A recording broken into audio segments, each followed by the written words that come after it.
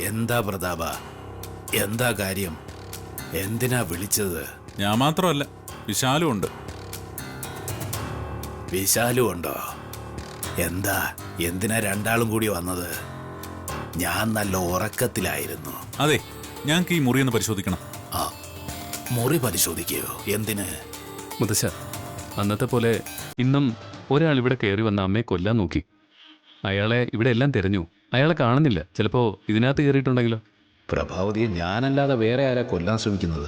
ഇതിലെന്തോ പണി ഒളിഞ്ഞിരിപ്പുണ്ടല്ലോ. മുത്തശ്ശൻ മാറിക്കേ, ഞങ്ങൾ ഈ മുറി ഒന്ന് പരിശോധിക്കട്ടെ. ആ, ഇതിനകത്ത് ആര് കയറാനാ? ഇവിടെ ആരും ഇല്ല. മുത്തശ്ശന് കണ്ണ് കാണില്ലല്ലോ. അപ്പൊ പിന്നെ ഇതിനകത്ത് ഒരാൾ കയറിയിരുന്ന മുത്തശ്ശൻ എങ്ങനെ അറിയുന്നേ? വിശാലേ, വാ, നമുക്ക് കയറി നോക്കാം. മുത്തശ്ശൻ മാറുന്നേ.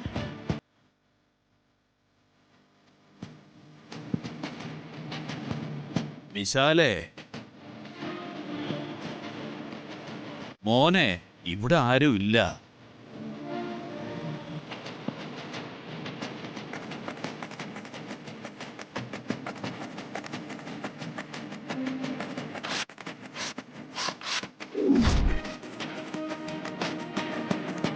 വിശാലേ,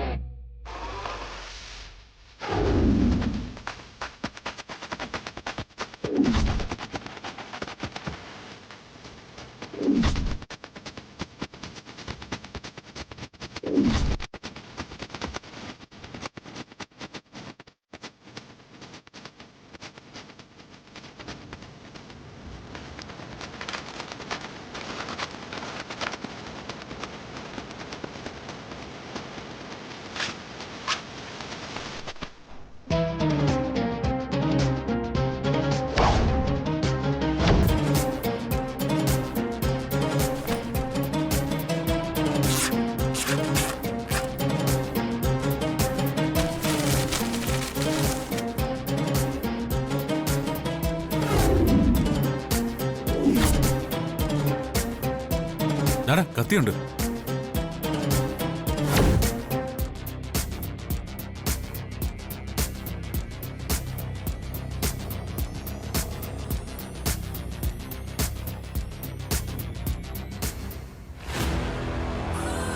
പർദ്ദ എങ്ങനെയാ ഇവിടെ വന്നത്? പർദ്ദയോ? അതെ, ഈ പർദ്ദയിട്ട ആളാ അമ്മയെ കൊല്ലാൻ ശ്രമിച്ചത്. അറിയില്ല, എനിക്കൊന്നും അറിയില്ല. പിന്നെ എങ്ങനെ ഇത് ഈ മുറിയിൽ വന്നു? അറിയില്ല എന്ന് പറഞ്ഞില്ലേ? വിശാലേ, എനിക്ക് ഇയാളെ സംശയമുണ്ട്.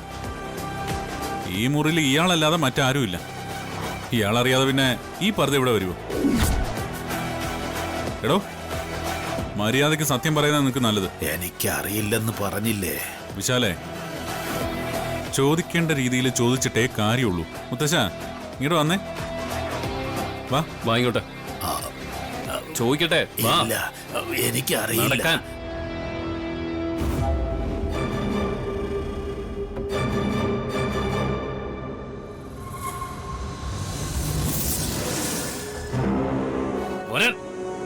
നടക്കണോ?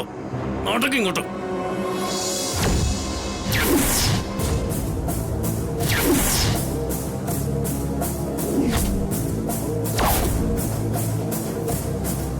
ഇയാളോ? ചേച്ചിയെ, ദേ, ചേച്ചിയെ കൊല്ലാൻ ശ്രമിച്ച ആളെ കിട്ടി. ഇയാളാ?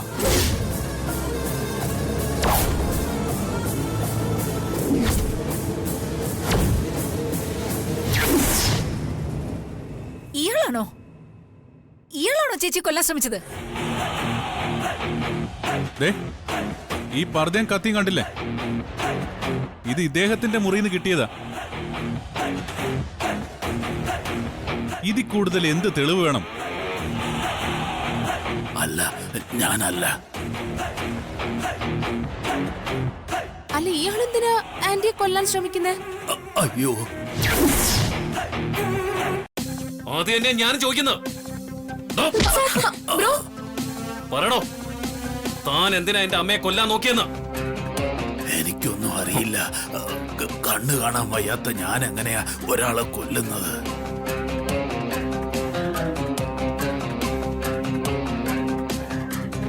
എനിക്ക് എങ്ങനെ അത് സാധിക്കും? നിങ്ങൾ തന്നെ അത് ചിന്തിച്ചു നോക്ക്. എന്നെ നിങ്ങൾ വെറുതെ പ്രതിയാക്കരുത്. എങ്ങനെ? എടോ, തന്റെ അല്ലെങ്കിൽ പിന്നെ ഈ പർദ്ദ എങ്ങനെയാണോ തന്റെ ബാഗ് വന്നേ? എനിക്കത് അറിയില്ല. ഞാൻ അറിയാതെ ആരെങ്കിലും എന്റെ ബാഗിൽ കൊണ്ട് വച്ചതായിരിക്കും.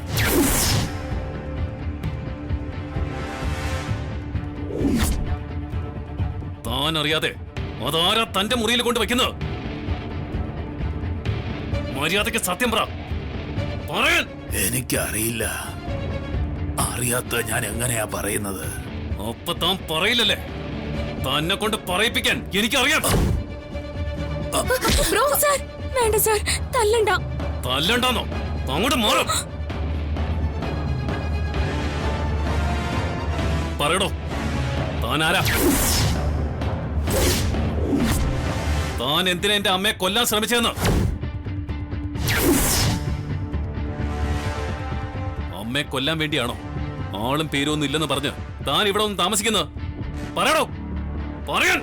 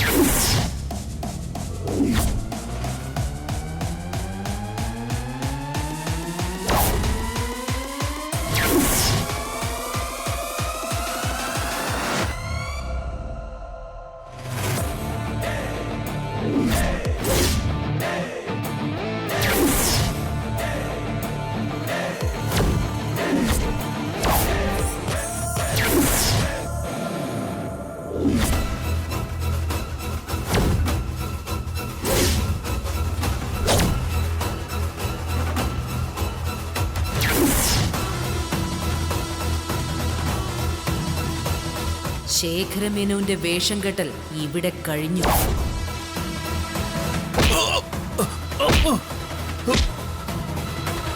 ഇയാള് പ്രഭാവതിയെ കൊല്ലാൻ വന്ന ശേഖരമേനോനല്ലേ?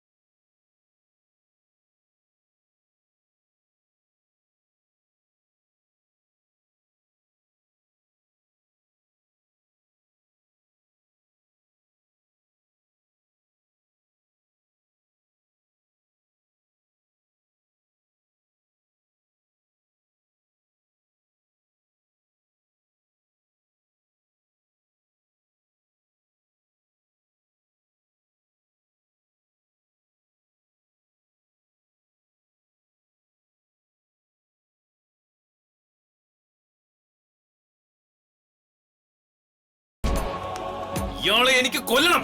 അയ്യോ, അയ്യോ, വേണ്ട. ഞാനല്ല നിന്റെ അമ്മയെ കൊന്നത്. ഞാനിവിടെ വന്നതിനും വേഷം മാറി താമസിച്ചതിനും കാരണങ്ങളുണ്ട്.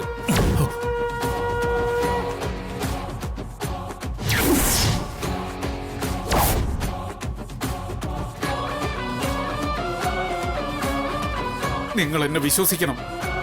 ഈ കുടുംബത്തെ നശിപ്പിക്കാനല്ല ഞാനിവിടെ താമസിച്ചത്.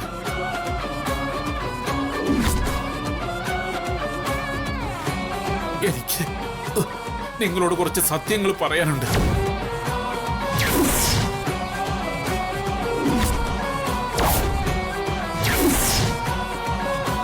എന്നെ ഒന്നും ചെയ്യരുത്.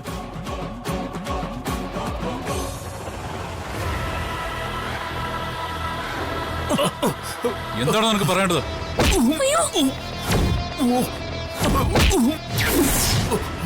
എന്താണ് നിനക്ക് പറയേണ്ടത്? നിനക്ക് സത്യം പറയാനുള്ളേ? എന്റെ ചേച്ചിയെ കൊല്ലാൻ നോക്കി നിന്നെ ഞങ്ങൾ വെറുതെ വിടണോ? നിന്നെ കൊല്ലണോ?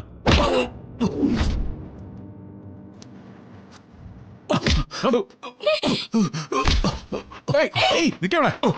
വെയിറ്റ് വിശാൽ, വിപിൻ, ഞാൻ പറയുന്നത് കേൾക്ക്.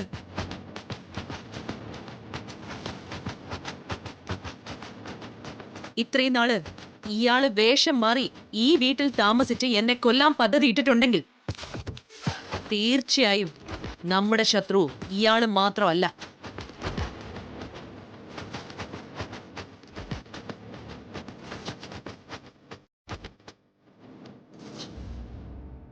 ഇയാളുടെ പിന്നിൽ മറ്റാരെങ്കിലും കൂടി ഉണ്ടാവും.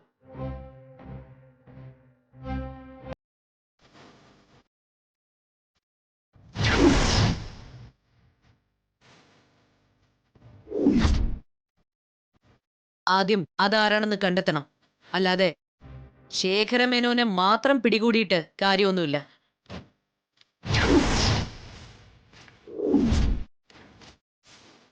വിശാലെ, എനിക്ക് നിന്നോട് ചില കാര്യങ്ങൾ സംസാരിക്കാനുണ്ട്. നീ വന്നേ.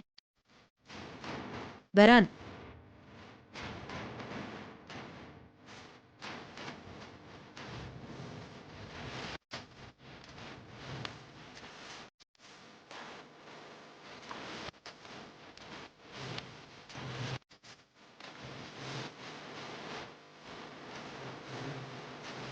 വിശാലെ, ഞാൻ പറയുന്നത് നീ ഒന്ന് കേൾക്ക്.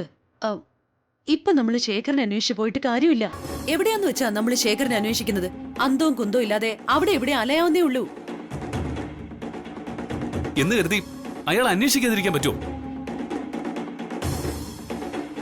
അന്വേഷിക്കണം, പക്ഷേ അത് ബുദ്ധിപരമായിട്ട് വേണം. എന്ത് വേണമെന്ന് അമ്മ പറയുന്നത്? എടാ, അയാളെ നമ്മുടെ അടുത്തേക്ക് വരാൻ ഒറ്റ വഴിയേ ഉള്ളൂ. എന്ത് വഴി? വിശാലെ, ശേഖരനെ ഇവിടേക്ക് കൂട്ടിക്കൊണ്ടുവന്നത് പാർവതിയല്ലേ? അപ്പോ ശേഖരനെ കുറിച്ചുള്ള വിവരങ്ങൾ പാർവതിക്ക് അറിയാമായിരിക്കും. അവളോട് നീയൊന്ന് ചോദിച്ചാൽ ശേഖരൻ പോയി ഒളിച്ചിരിക്കാൻ സാധ്യതയുള്ള ഇടങ്ങള് അവള് പറഞ്ഞു തരും. അപ്പോ ശേഖരന്റെ പിന്നാലെയുള്ള അന്വേഷണം കുറച്ചുകൂടി കൃത്യവും ഈസിയും ആവില്ലേ? അമ്മ എന്താ ഈ പറയുന്നത്? പാർവതിക്ക് എങ്ങനെയാ അയാളെ കുറിച്ചുള്ള കൂടുതൽ കാര്യങ്ങൾ അറിയാനാവുന്നേ? അയാള് ആരോരുമില്ലാത്ത അനാഥനായ ഒരു അന്ധൻ, ഊരും പേരും ഇല്ലാതെ തെരുവിൽ തെണ്ടി നടക്കുന്നു. അങ്ങനെ കരുതി അയാളോട് സഹതാപം തോന്നിയിട്ടല്ലേ പാർവതി അയാളെ ഇവിടേക്ക് കൂട്ടിക്കൊണ്ടു വന്നതും ഇവിടെ അയാൾക്ക് അഭയം കൊടുത്തതും. ആ സ്ഥിതിക്ക് പാർവതിക്ക് എങ്ങനെയാ ശേഖരന്റെ ഒളിയിടങ്ങളും അയാൾ പോകാൻ സാധ്യതയുള്ള വഴികളും പറയാനാവുക? പാർവതിക്ക് ശേഖരമേനോനെ കുറിച്ച് എന്തെങ്കിലും വിവരങ്ങൾ അറിയാമായിരുന്നെങ്കിൽ അതവൾ ഒരിക്കലും മനസ്സിൽ വയ്ക്കാതെ അത് എന്നെ എന്നോട് പറഞ്ഞേനെ. അവൾക്ക് ശേഖരനെ കുറിച്ച് ഒന്നും അറിയാൻ സാധ്യതയില്ലെന്നേ. എന്റെ വിശാലെ, പാർവതി എന്തെങ്കിലും മനഃപൂർവ്വം നിന്നിൽ നിന്നും മറച്ചു വെച്ചു എന്നല്ല ഞാൻ പറയുന്നത്. എടാ, ആ കാര്യത്തില് എനിക്ക് പാർവതിയെ ഒരു സംശയവുമില്ല. ഞാൻ ഉദ്ദേശിച്ചത് ശേഖരനും പാർവതിയും തമ്മിലുള്ള സംസാരത്തിനിടയില് എന്തെങ്കിലും അയാളെക്കുറിച്ച് എന്തെങ്കിലും ചില വിവരങ്ങള് അയാള് പോലും അറിയാതെ അയാള് പാർവതിയോട് പറഞ്ഞിട്ടുണ്ടെങ്കിലോ, അതിൽ നിന്നും എന്തെങ്കിലും ഒരു ക്ലൂ അത് നമുക്ക് കിട്ടില്ലെന്ന് കരുതി സൂചിപ്പിച്ചതാ.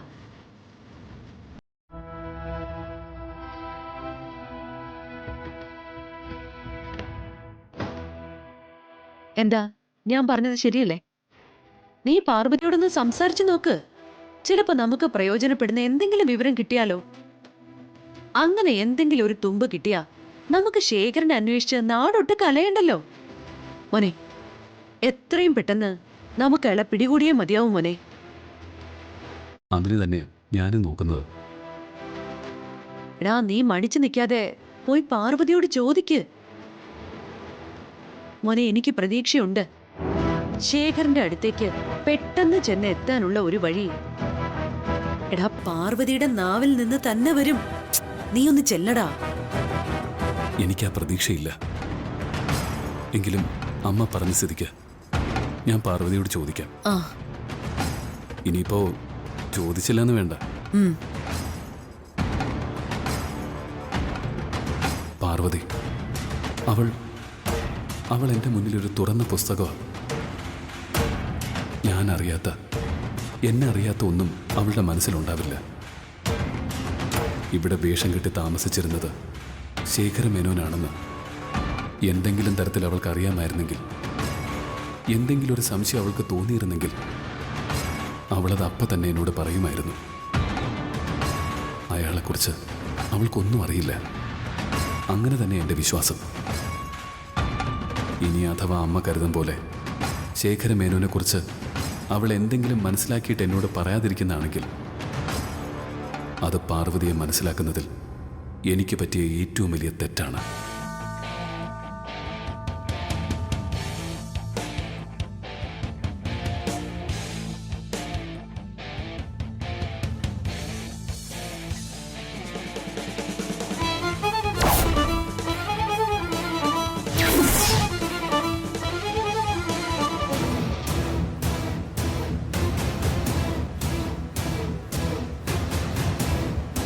പാർവതി, നീയല്ലേ അയാൾ ഇവിടെ കൊണ്ടുവന്ന് താമസിപ്പിച്ചത്?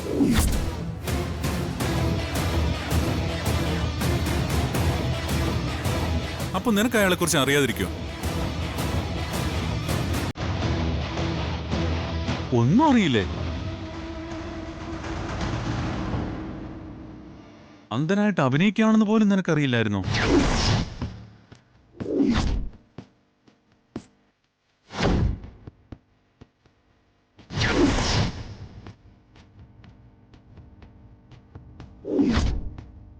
ശേഖരൻ എൻ്റെ അമ്മയെ കൊന്ന ശേഖരമേനോനാണെന്ന് തനിക്കറിയില്ലായിരുന്നോ?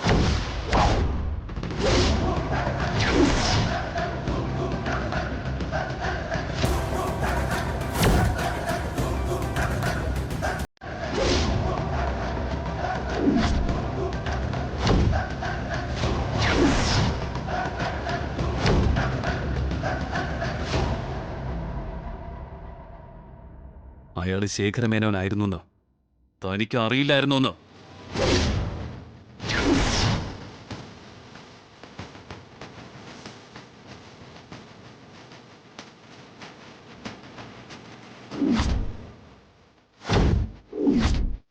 പാർവതി, നിനക്ക് സത്യം അറിയാമെങ്കിൽ അത് നീ എന്നോട് മറച്ചു വയ്ക്കാതെ പറയണം.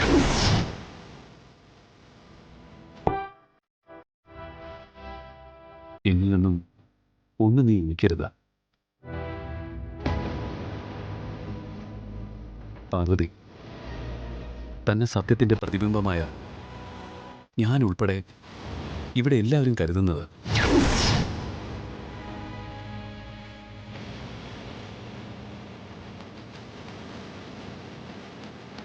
അത് സത്യമാണ്.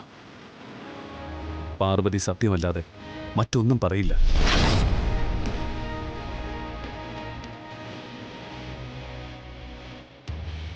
പ്രത്യേകിച്ച് ഈ എന്നോട്.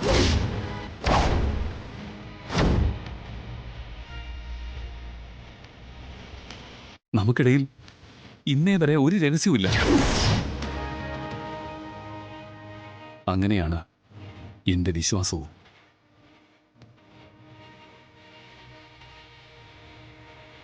അല്ലേടോ, എന്തെങ്കിലും രഹസ്യമുണ്ടോ?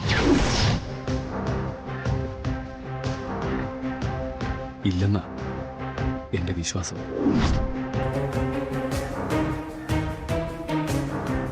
ആ വിശ്വാസം താൻ തകർത്തേക്കരുത്. പറയടോ, ആ ശേഖരമേനോനെ കുറിച്ച് തനിക്ക് എന്തെങ്കിലും അറിയാമോ? പറ. എടോ, താൻ എന്താ ഒന്നും മിണ്ടാതെ നിൽക്കുന്നേ? അയാൾ ആരായിരുന്നു എന്ന് തനിക്കറിയാമായിരുന്നു എന്ന്.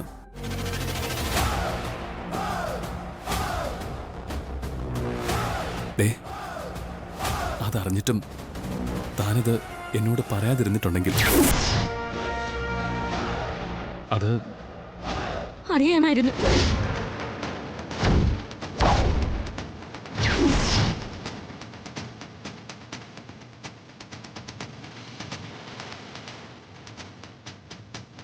എനിക്കറിയായിരുന്നു.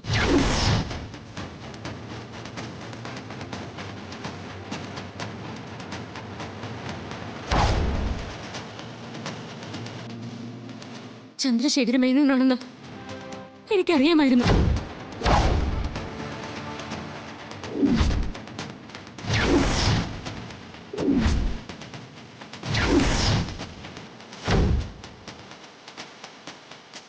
അപ്പോ എൻ്റെ അമ്മയുടെ ഊഹം ശരിയായിരുന്നു. അബദ്ധം പറ്റിയത് എനിക്കാ. തനിക്ക് അയാളെക്കുറിച്ച് ഒന്നും അറിയില്ലെന്നാ ഞാൻ കരുതിയിരുന്നത്. അങ്ങനെയാ ഞാൻ അവരോട് വാദിച്ചത്. അപ്പോ തന്നെക്കുറിച്ച് മനസ്സിലാക്കാത്തതേ ഈ ഞാനാ.